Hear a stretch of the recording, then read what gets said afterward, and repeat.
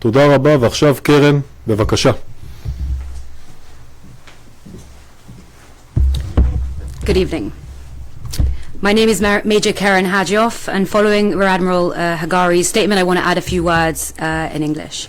So after Hamas violated the humanitarian pause on December 1st, we entered a new phase in our war against Hamas. This week alone, IDF forces encountered and exposed even more evidence of Hamas's deplorable exploitation of Gazan civilians as shields. In Saja'iyah, Khan Yunis, Ramal and Jabalia, our troops found large weapons depots and tunnels in multiple schools. There was even a sniper rifle hidden inside a teddy bear. We found an RPG training facility inside a mosque in Jabalia. To name only a few.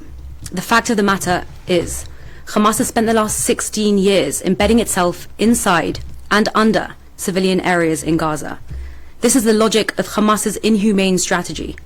By attacking from behind civilians, Hamas seeks to hinder the IDF's efforts to distinguish between civilians and terrorists. However, the complexity of the battlefield will not deter us from our efforts to do so. As a military committed to international law and a moral code of conduct, we are devoting vast resources to minimizing harm to the civilians that Hamas has forced into the role of human shield. Our war is against Hamas, not against the people of Gaza. It's hard to remain indifferent to the loss of innocent lives, Israeli and Palestinian. But while Hamas sees every innocent death as a strategy, we see every innocent death as a tragedy. Here are only some of the measures that we're taking to prevent them. First, we're encouraging Gazan civilians to temporarily move out of the line of fire. We published a website with maps and instructions to guide Gazans in specific neighborhoods to safer areas. Now, we understand that not everyone in Gaza may have access to the internet at all times, so we're also communicating by dropping flyers with instructions in Arabic. We also have IDF officers communicating in Arabic in the media, online, on the radio, and on the ground. This is in addition to tens of thousands of individual phone calls that we're making to people in Gaza. I want to make it very clear.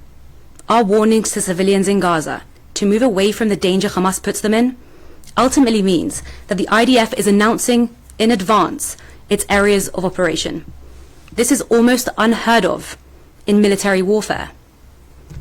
Second, we are continuously refining our operations to minimize harm to uninvolved civilians.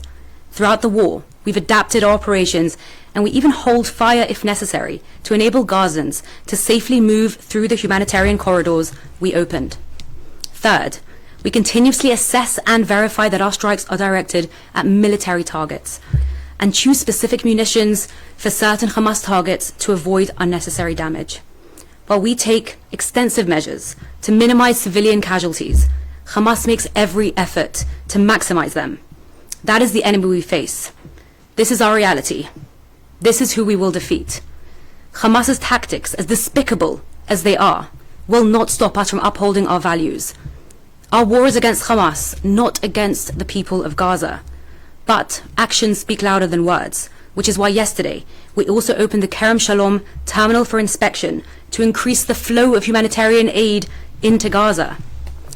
This joins our existing efforts, which have already seen over 4,000 trucks of aid, carrying 70,000 tons of food, water, medicine, medical gear and shelters entering Gaza since the start of this war. On October 7th, Hamas exposed its genocidal goals to the world. Hamas announced publicly, and it continues to announce repeatedly, that it intends to carry out more October the 7th massacres. The IDF will not let them. It is our duty to defend the people of Israel and bring our hostages home. We will continue fulfilling this mission while taking all feasible measures to protect civilian lives. Thank you.